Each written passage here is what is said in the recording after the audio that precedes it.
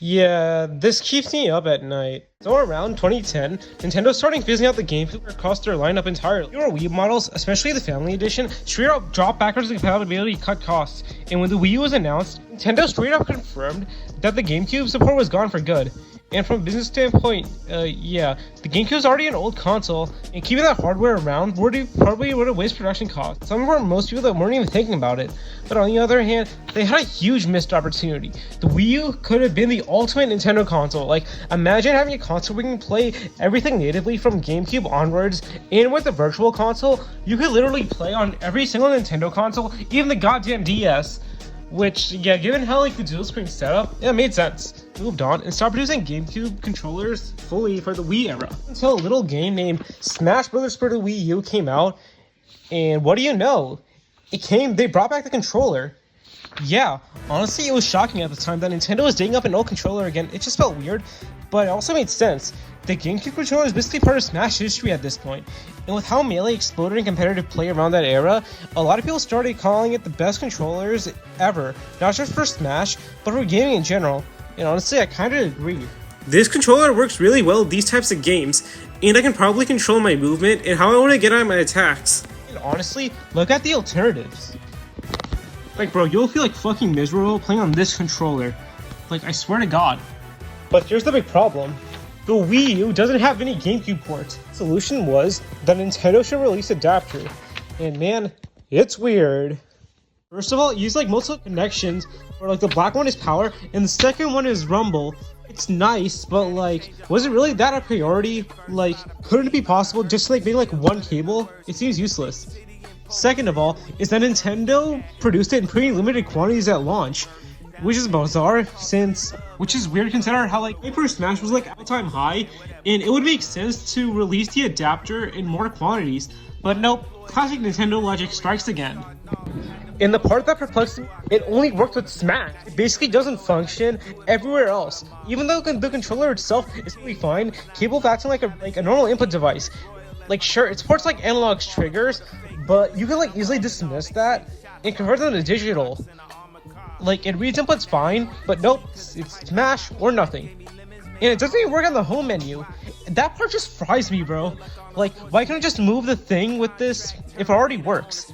Why can't I just move with the menu if it already works? So what's stopping it?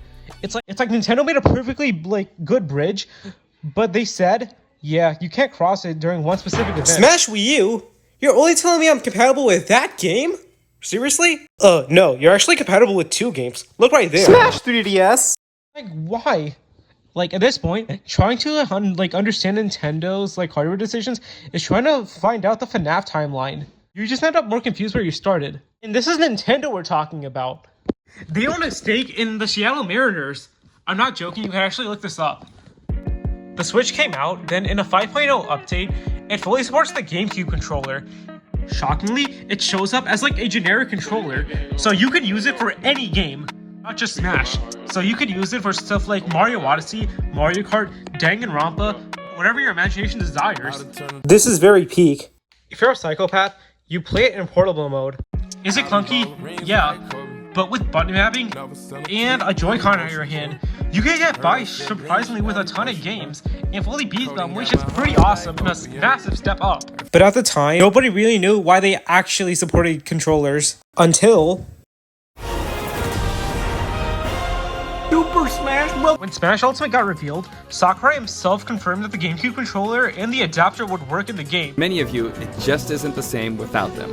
Which is so awesome, in my opinion, and showed that Nintendo kind of embraced competitive play. Ultimate launches, and the GameCube controller supported natively, same as before, but it's slightly better, but it's more fine than ever. When Mario 3D All-Stars came out, like, they legit remade the pressure-sensitive analog triggers for like the Flood, and natively supported it for the GameCube controller. And Nintendo finally realized, oh wait, yeah, it has analog triggers, so might as well. This is where things end for this plastic history. Well, not really. It turns out Smash players found out how to rewire the adapter so it can work on PC natively via ZDIC and the Dolphin emulator with analog controls fully intact. And what's more ridiculous is that like people somehow managed to overclock the adapter to around like 1000 Hz just to reduce input lag in Smash Melee. On one hand, it's very impressive. Like, people are like optimizing this like your 20-year-old game, even down to the fucking adapter. But on the other hand, yeah, it's giving unemployment. I can't tell anymore these days. So that was a fun little detour and a weird accessory in Nintendo's history. So thanks for watching, and I hope you learned something or got a little concerned. I'm trying out this definitely not inspired by Scott's Dash video style because I'm experimenting with my video essays instead of just being a guy talks into a microphone for 40 minutes about media literacy or the desire to exist. Sorry if it's loud on editing or it feels sloppy. I'm just doing a fun little thing. To tell you this, but you've got cancer. Doctor, why you bully me? Why you bully me? Bully me? Why?